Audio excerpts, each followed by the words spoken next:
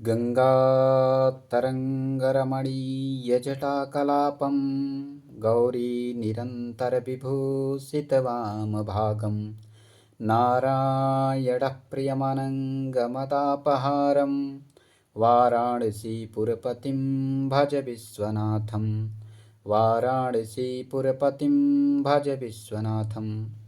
सर्वेभ्यो नमो नमः। अहम् अस्मि पाण्डेराजन्। अस्मिन् कक्षायां भवतां समेषां स्वागतं विद्यते। नमस्कार मित्रों, मैं राजन पांडे आप सबका इस कक्षा में स्वागत करता हूं। जैसा कि आप सबको पूर्व विदित हो चुका होगा थंबनेल के माध्यम से कि आज हम किस विषय वस्तु पे बात करने वाले हैं। आज का हमारा टॉपिक क्या है?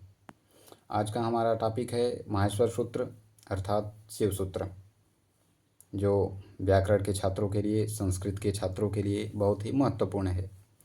यह कक्षा उन छात्रों के लिए अत्यधिक महत्वपूर्ण होगा जो छात्र पूर्व मध्यमा, उत्तर मध्यमा या आचार्य तो बड़ा हो जाएगा, पूर्व मध्यमा, उत्तर मध्यमा, शास्त्री, प्राक शास्त्री और बीए में जैसे पाठ्यक्रमों को पढ़ने वाले इन सभी विद्यार्थियों के लिए कक्षा बहुत उपयोगी होने वाला है, बहुत फ़ायदेमंद होगा। यह जो आज जो कक्षा है वो बेसिक कक्षा है, शून्य स्तर से आज आपको बताएंगे हम, जीरो लेवल से, बेसिक से। शिव सूत्र क्या है, माहेश्वर सूत्र क्या है, इसका प्रयोग कैसे होता है, कहाँ होता है, इसकी उत्पत्ति कैसे हुई थी और इसको कैसे पढ़ा जाएगा, कैसे याद किया जाएगा। तो आइए चलते हैं, कक्षा का प्रारंभ करते हैं। सर्वप्रथम कक्षा का प्रारंभ करने से पूर्व मंगलाचरण किया जाएगा। मंगलाचरण में आप सब जो भगवान पाणिनि विरचित मंगलाचरण है लघु सिद्धांत कौमुदी का, उसका मंगलाचरण हम करेंगे। नत्वां सरस्वतीं देवीं शुद्धां गुण्यां करोम्यहं पाणिनीय प्रवेशाय लघु सिद्धांत कौमुदीम्। नत्वा सरस्वतीं देवीं शुद्धां गुण्यां करोम्यहं पाणिनीय प्रवेशाय लघु सिद्धांत कौमुदीम्। नत्वां सरस्वतीं देवीं, नत्वा अर्थात नमस्कार करके, नत्वां सरस्वतीं देवीं, सरस्वती देवी को नमस्कार करके, यानी माँ शारदा को नमस्कार करके, नत्वा सरस्वतीं देवीं शुद्धां गुण्यां करोम्यहं, शुद्ध गुणों से जो युक्त है, शुद्ध विचारों से जो युक्त है, ऐसी गुण वाली माँ शारदा को मैं प्रणाम करता हूँ, नत्वा नमस्कार करता हूँ। पाणिनीय प्रवेशाय, पाणिनि में प्रवेश के लिए, पाणिनीय प्रवेशाय अर्थात जो पाणिनि है, अष्टाध्यायी है, वो भगवान पाणिनि के द्वारा लिखा गया है, पाणिनि विरचित है, इसलिए उसको पाणिनीय प्रवेशाय कहा गया है, पाणिनीय प्रवेश के लिए। अर्थात जो अष्टाध्यायी है उसका ही एक प्रकरण ग्रंथ है लघु सिद्धांत कौमुदी, उसको लिखा गया है आचार्य वरदराज आचार्य के द्वारा। तो उसी में प्रवेश के लिए मैं, लघु सिद्धांत कौमुदी में प्रवेश के लिए, पाणिनीय प्रवेश के लिए मैं माँ सरस्वती को प्रणाम करता हूँ। ये आपका रहा मंगलाचरण। आपको इस मंगलाचरण का PDF हमारे इस YouTube चैनल पे मिल जाएगा, विग्रह सहित, अर्थ सहित, अन्वय सहित। यदि आपको कोई त्रुटि हो, इस मंगलाचरण में लगे कि और अधिक से व्याख्या की जानी चाहिए इसका, तो मैं उसके लिए एक अलग से वीडियो बना दूंगा। तब तक के लिए आप सब इस मंगलाचरण को लेकर के चलिए। नत्वा सरस्वतीं देवीं शुद्धां गुण्यां करोम्यहं पाणिनीय प्रवेशाय लघु सिद्धांत कौमुदीम्। पाणिनीय प्रवेश के लिए लघु सिद्धांत कौमुदी की रचना कर रहा हूँ, ऐसा वरदराज आचार्य कहते हैं अपने मंगलाचरण में। अस्तु, तो आगे चलते हैं, अग्रिम की मस्ती। अब आता है हमारा माहेश्वर सूत्र। माहेश्वर सूत्र की उत्पत्ति कैसे और क्यों हुई थी? तो माहेश्वर सूत्र की उत्पत्ति हुई थी भगवान पाणिनि, महर्षि पाणिनि जब तपस्या कर रहे थे, तो उनके तपस्या से प्रसन्न होकर भगवान शिव ने अपने डमरू को बजाया, डमरू, और उस डमरू से ध्वनि निकली। उस डमरू से ध्वनि ली। डमरू को अपने 2 बार भगवान शिव ने बजाया तो उसमें से ध्वनि निकली। उसका एक बहुत ही सुंदर श्लोक है, उसको मैं प्रस्तुत कर रहा हूँ। उसको कहा गया है, नृत्तावसाने नटराजराजो ननाद ढक्कां नवपंचवारं उद्धर्तु कामः सनकादिसिद्धान् एतत् विमर्शे शिवसूत्रजालम्। पुनः आप लोग इसका श्रवण करिए। नृत्तावसाने नटराजराजो ननाद ढक्कां नवपंचवारं उद्धर्तु कामः सनकादिसिद्धान् एतत् विमर्शे शिवसूत्र जालम। नृत्तावसाने अर्थात नृत्य के समय भगवान शंकर ने, भगवान शिव ने अपने डमरू को बजाया। नवपंचवारम 2 बार बजाया। पहली बार में 9 ध्वनियाँ उत्पन्न हुई और दूसरी बार में 5, अर्थात कुल मिलाकर के 14 ध्वनि उत्पन्न हुई उस डमरू से।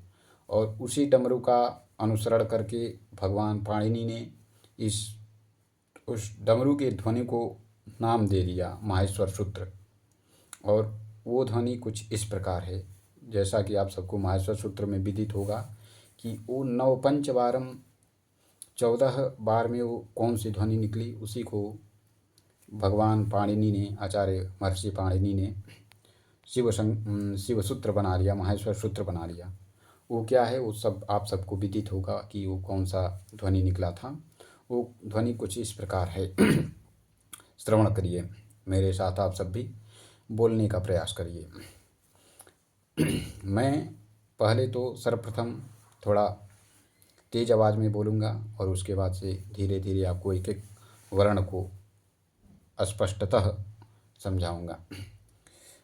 अ ई उ ड़, अ ई उ ड़ ऋ लृ क ए औ ङ ऐ औ च ह य व र ट ल ण ञ म ग ण न म झ भ ञ घ ढ ध स ज ब ग ड द स ख फ छ ठ थ च ट त व क प य श स ष र ह ल।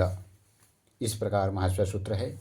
अयुड़ रलक यौंग अयौ च हयवरट लण यमं गणनम झभं घड़धस जब गड़धस खफ छटत छटतव कपय शशर हल इति माहेश्वराणि सूत्रा संज्ञाणि। ये माहेश्वर सूत्र है। अयुड़ रलक यौंग यौ च हयवरट लण यमं गणनम झभं घड़धस जब गड़धस खफ छटत छटतव कपय शशर हल इति माहेश्वर सूत्राणि।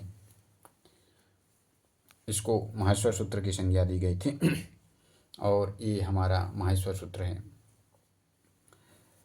माहेश्वर सूत्र, इस प्रकार से माहेश्वर सूत्र की उत्पत्ति हुई। और माहेश्वर सूत्र की उत्पत्ति क्यों हुई, इसी सूत्र पर आगे चल कर के जो पाणिनीय व्याकरण है, समस्त व्याकरण इसी पर आश्रित है। इसी 14 माहेश्वर सूत्रों पर चल के आगे प्रत्याहार बनाए गए हैं। और भी संस्कृत वाङ्मय में जो इतना विशाल काय हमारा वाङ्मय है, संपूर्ण लौकिक संस्कृत साहित्य इसी संपूर्ण वाङ्मय इसी माहेश्वर सूत्र पे टिका हुआ है, इसी व्याकरण पे टिका हुआ है। बहुत ही विस्तृत है ये। एक एक शब्दों को आप लोग याद करिए। इसमें एक ऐसी विचित्र ध्वनि होती है कि पढ़ने के बाद से पूरे शरीर में ऊर्जा का एहसास होता है, एक सकारात्मक शक्ति का प्रवेश होता है। अयुड़ लृक यौंग यौ च हयवरट लण यमं गणनम झभं गड़धस जब गड़धस खप छटत छटतव कपय शशर हल इति माहेश्वर सूत्राणि। ये माहेश्वर सूत्र है। तो आप लोग इसको पढ़िए, अच्छे से पढ़िए और इसको याद कर लिए, कंठस्थ कर लीजिए। इसको कहीं भी बोलिए, नित्य सुबह इसका पाठ किया करिए। ब्रह्म मुहूर्त में आपके अंदर एक सकारात्मक शक्ति का प्रवाह जागृत होगा। ये बेसिक है, बहुत ही बेसिक बातें बता रहा हूँ मैं आपको। इस प्रकार से शिव सूत्र की शुरुआत होती है। मंगलाचरण ये शिव सूत्र है, इसको माहेश्वर सूत्र भी कहा जाता है। ये आधारभूत है, समस्त व्याकरण की आधारशिला है, यही आधार स्तंभ है।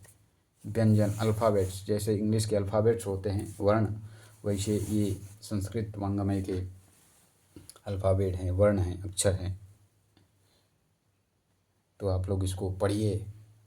आगे की कक्षा में पुनः बताएंगे कि इससे आगे क्या होता है, इससे प्रत्याहार कैसे बनाए जाते हैं,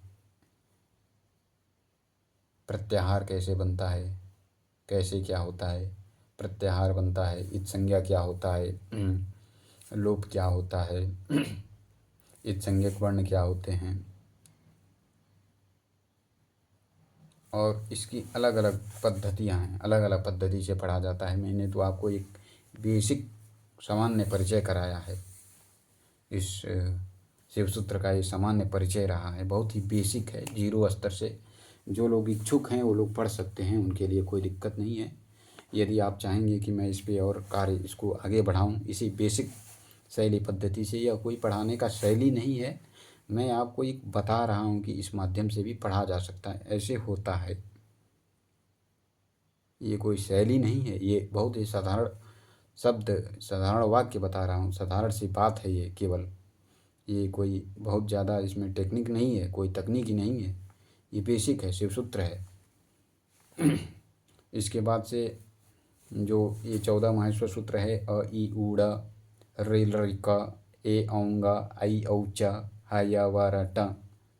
अ ई ऊड़ ड़ जो लास्ट वाला वर्ण होता है, अंतिम वर्ण होता है, वो इत संज्ञक होता है।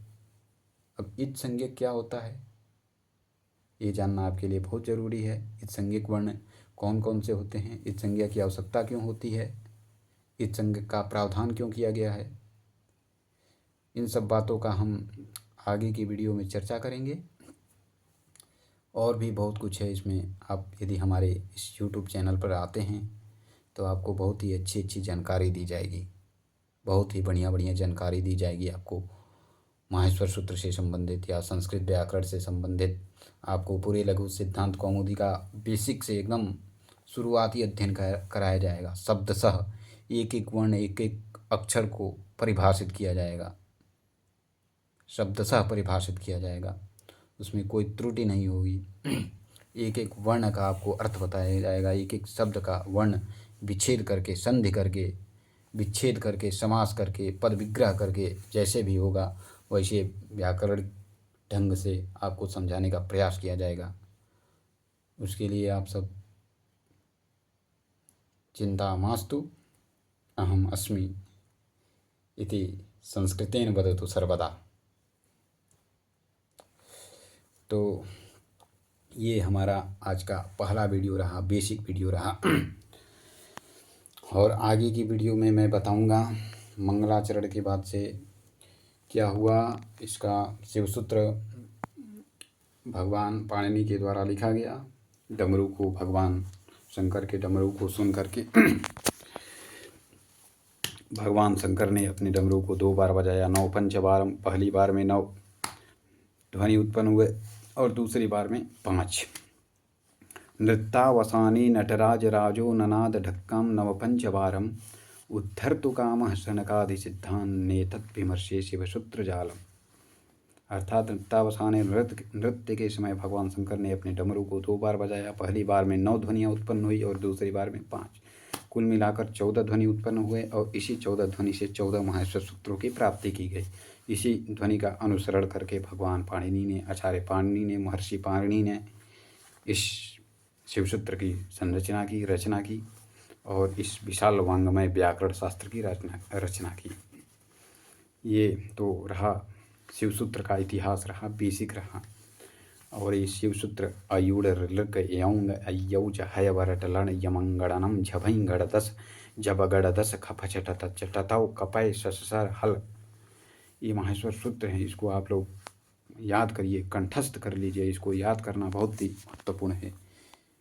यदि आप इस माहेश्वर सूत्र को नहीं याद करते हैं तो व्याकरण में आपकी गति नहीं होगी। आप व्याकरण का एक शब्द, एक अक्षर भी नहीं जान पाएंगे बिना इसके। व्याकरण शास्त्र पढ़ना, व्याकरण पढ़ना असंभव है, कोई अध्ययन आगे कर ही नहीं सकता है। समस्त व्याकरण शास्त्र की नींव आधारशिला यही है, शिव सूत्र है, माहेश्वर सूत्र है। इसके बाद से क्रम आता है, इस माहेश्वर सूत्र में ये संज्ञा होते हैं, उनका लोप होता है, संज्ञक वर्ण कौन कौन से होते हैं, ये सब जो भी इसमें स्वर होते हैं, व्यंजन होते हैं। जैसे हिंदी वर्णमाला में स्वर होता है, व्यंजन होता है, वैसे संस्कृत वर्णमाला में भी स्वर होता है, व्यंजन होता है। इस प्रकार की स्वर और व्यंजन होती है, इसमें भी होता है। इसमें भी प्रत्याहार बनाया जाता है। प्रत्याहार क्या होता है आपको आगे बताया जाएगा। प्रत्याहार होता है, उपसर्ग होता है, ये सब माहेश्वर सूत्र से ही बनता है। अलग अलग प्रकार की इसमें संधियाँ होती हैं, अलग अलग प्रकार की इसके भी बहुत सारे क्रम होते हैं। जैसे इत संज्ञा होता है, इत संज्ञा क्या होता है? जो माहेश्वर सूत्र के अंत्य वर्ण होते हैं वो इत संज्ञा होते हैं। इत संज्ञा होने का क्या तात्पर्य है? इत संज्ञा होने का क्या उसका प्रावधान है, कैसे किया जाता है इत संज्ञा, ये सब बातें हैं, बहुत बेसिक बातें हैं। इस वीडियो में मैं आपको बेसिक ही बताया हूँ। तब तक के लिए धन्यवाद, और आगे की वीडियो में आप लोग जैसा आदेश करेंगे वैसा वीडियो बनाया जाएगा, इससे भी और बेसिक। यदि आपको कहीं त्रुटि लगी हो, कुछ पूछना हो तो कमेंट बॉक्स खुला हुआ है, कमेंट करिए आप लोग, जैसे भी आप लोग कहिएगा। इससे भी सरल या इससे थोड़ा इसका स्तर और ऊंचा होना चाहिए तो ऊंचा बनाया जाएगा। जैसे आप लोग की आज्ञा होगी उस प्रकार से इस चैनल पे काम किया जाएगा। ये चैनल आपके लिए है। यदि आपको किसी भी संस्कृत संबंधी कोई जिज्ञासा है, कोई प्रश्न है, कुछ पूछना है तो आप पूछ सकते हैं, कोई दिक्कत नहीं है।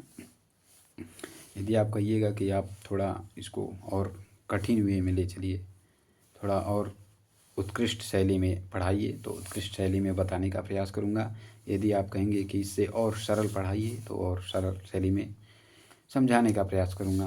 पढ़ाना तो इसके लिए छोड़ी, इसके लिए क्षम्यताम, सॉरी, ऐसा मेरे मुख से निकल गया। पढ़ाना हमारे बस की बात नहीं है, इसमें विशाल व्याकरण वांग्मय है, तो मैं पढ़ा तो नहीं सकता हूँ, समझाने का प्रयास कर रहा हूँ। यदि जहाँ तक मेरी अपनी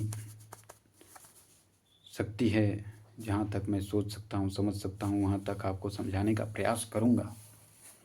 गलत किसी गलती बस मुझसे मैंने बोल दिया पढ़ाऊँगा, उसके लिए मैं आप सबको क्षम्यताम। हमारे भारतवर्ष में बहुत सारे विद्वान ऐसे ऐसे भरे पड़े हैं जिनके मुख से साक्षात एक एक वर्ण होता है वो ब्रह्म के समान उच्चरित होता है, और मैं तो उनका एक कण मात्र भी नहीं हूँ, क्षण मात्र भी नहीं हूँ, तो मैं आपको क्या ही बता सकता हूँ। बहुत ही विशाल वांग्मय है ये।